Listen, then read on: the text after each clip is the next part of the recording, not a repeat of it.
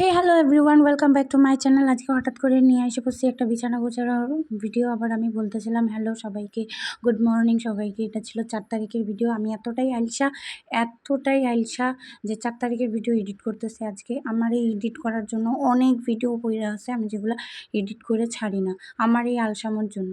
আজকে বিছানা গুছাইতে আমি বলি না একটু ভিডিও বানাই। আজকে বিছানো গোছানোর কারণ হলো একটা অন্যরকম কারণ।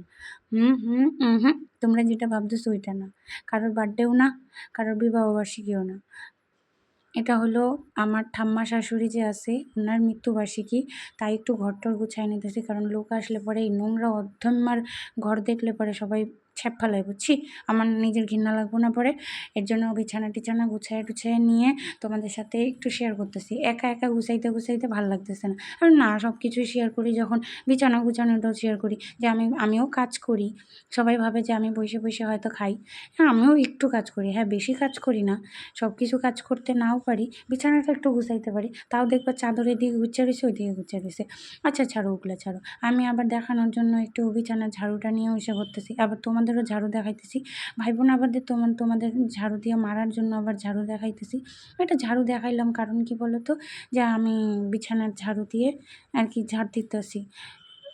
বুঝতে লাগে ব্যাপারগুলো, তোমরা একটু বুঝে নেবা। সব কিছু কইলে আবার কেমন না, সব কিছু করতে গেলে আবার ভালো লাগে না। তো ওই যে বিছানা টিছানা প্রায় মোটামুটি গোছানো হয়েই গেছে প্রায়। তাও একটু আর কি তোমাদের দেখাইতেছি যে আমি সেই বিছানা গুছাইতে এতই গুছাইছি যে এদিকে যে বিছানার চাদরটা ভাঁজ হয়ে আছে, আমি সেটা বুঝিনি। আবার টাটা বাই বাই করে চুমু দিয়ে টাটা করে দিতেছে। এই যে তারপরে আমি ঘর ঝাড়ু দিতে মানে পরিষ্কার করতে আসছিলাম। আগের দিন রাত্রে যেহেতু ঝড় আসছে, বেচারা আমার বরটা আমার এত কষ্ট বোঝে, নিজেই গেছে গা ঘর মানে ব্যালকানিটা পরিষ্কার করতে।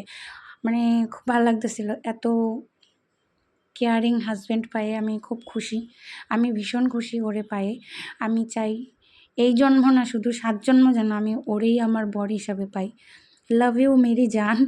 তারপরে কাজটা শেষ, এই যে একটু খেজুর নিয়ে আসছিলাম, খেজুর খাইতেছিলাম। আবার খেজুরটা মুখের থেকে পড়েও যেতেছিলো, হয়তো তোমরা লোভ দিতেছিল তাই। খেজুর খাওয়া, আমার শাশুড়ি মা খেজুরটা ভিজায় রাখছিল আমার জন্য, প্রত্যেক দিন ভিজায় রাখে। তারপরে খেজুর খাওয়ার পরে তারপরে খাইয়ে নিলাম নিউট্রি চয়েস ওটস বিস্কুট। 2টা বিস্কুট খাইছিলাম। খাওয়ার পরে মানে সারাদিন জানি কিছু খাওয়া হবে না।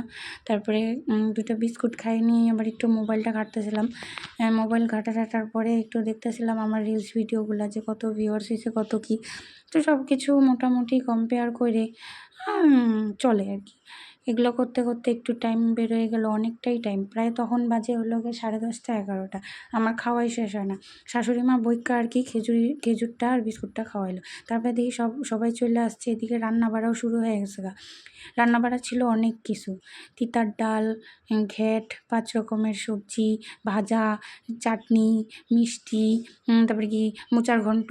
এই যে হলো গিয়ে ইনি হলো রান্নার ঠাকুর, আর উনি হলো গিয়ে ঠাকুরাইন, জানি না কি বলে আমি ঠিক। মানে রান্না করতেছিল, 2 জন আসছিল, ওরা স্বামী স্ত্রী।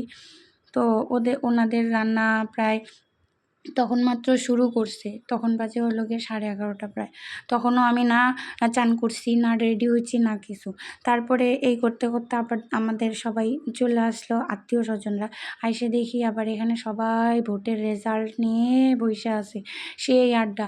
এই পিসিমণি, আমার ছোট পিসিমণি, তো পিসিমণি দেখি একদম পুরো মুখে হাত দিয়ে, আর আমার বাবানটা তো একদম আঙুল কামড়াইতে নখ কামড়াইতে দেখতেছিল। এদিকে শাশুড়ি মা, এদিকে জ্যাঠাই শাশুড়ি, তারপরে দেখি আবার কীর্তন শুরু হয়ে গেল গা প্রায়। তখনও আমি রেডি না, কীর্তন শুরু হয়ে গেছে, গীতা পাঠ হইতেছে, তখনও আমি রেডি না, তখনও আমি কিছু করিনি। আমি সেই নাইটি পরে গুট করতেছিলাম, আর সবার বকা খাইতেছিলাম আমি।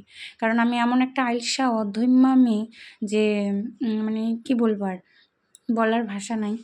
এতটাই পরিমাণে অলস আমি, আইলসা এতটা পরিমাণ যে তারপরে সবার বকা টকা খাইয়ে চান করলাম, আর এই যে রেডি হইলাম। আর শাশুড়ি মার আবদার, আজকে এই গোপী ড্রেসটা পরতেই হবে। তো শাশুড়ি মার আবদার মেটাইতে এটা পরলাম। আর বরকে বললাম একটু ক্যামেরা ধরো আর বলো কেমন লাগতেছে, দেখো আমাকে কেমন লাগতেছে, ভালো লাগতেছে বলে। এই দেখো আমার ফাইনাল লুক, রেডি হয়ে চলে আসছি। কেমন লাগতেছে অবশ্যই কমেন্টে জানাও। আর কি বলো তো, সব কিছুই যেমন হোক, বরের যখন কমপ্লিমেন্ট পাওয়া যায় না যে না তোমাকে ভাল লাগতেছে, তখন মনটা একদম ফুরফুরে হয়ে যায়, ফুরফুরে হয়ে যায়। তো এই দেখো আমার ফাইনাল লুক। কেমন লাগতেছে অবশ্যই কমেন্টে জানাও। তারপরে গিয়ে চলে গেলাম কীর্তনের ওখানে, গিয়ে বসলাম। এই যে আমার ছোটো কাকি শাশুড়ি মা গিয়ে একদম ঢ্যাপের মতো বসে আবার হাসতেছিল, আবার একটা দুটো ফটো তুলতেছিলাম।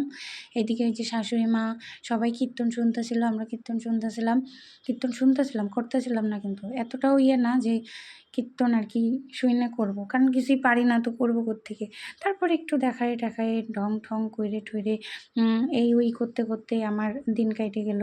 দিন কাটা কি, এই যে আমি কীর্তন কি শুনবো, নিজেরে দেখানো নিয়েই ব্যস্ত আমি এতটাই ব্যস্ত, এতটাই পরিমাণে। তারপর তারা